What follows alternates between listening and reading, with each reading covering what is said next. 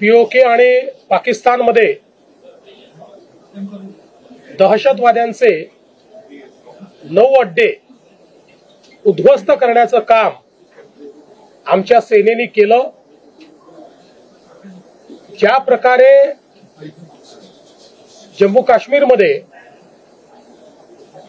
आतंकवाद पसरवण्याचा प्रयत्न पाकिस्तानच्या माध्यमातून होत होता आणि विशेषतः पहलगाममध्ये ज्या अतिशय भयानक पद्धतीनं आमच्या बांधवांना मारण्यात आलं, त्यातनं जो एक संताप संपूर्ण भारताच्या मनामध्ये होता, आज निश्चितपणे भारतीयांना समाधान वाटतं आहे।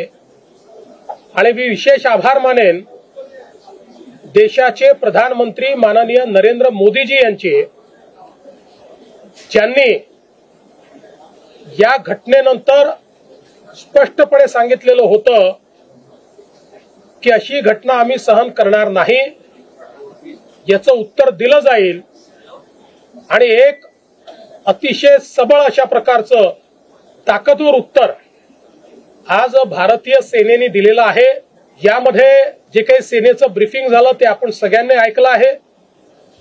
कशा प्रकारचे हे अड्डे होते, हे कुठे कुठे होते आणि विशेषतः या मुंबईवर ज्यांनी हल्ला केला असे हफीज सईद असेल किंवा डेव्हिड हेडली असेल, अशा लोकांचं ज्या ठिकाणी प्रशिक्षण झालं तेही अड्डे आज नष्ट करण्यात आलेले आहेत। दहशतवादाच्या विरोधात एक प्रचंड मोठी लढाई भारताने या माध्यमातून केलेली आहे आणि हा नवीन भारत आहे, हा अशा प्रकारचे हल्ले सहन करणार नाही, हे पुन्हा एकदा भारताने दाखवून दिलंय।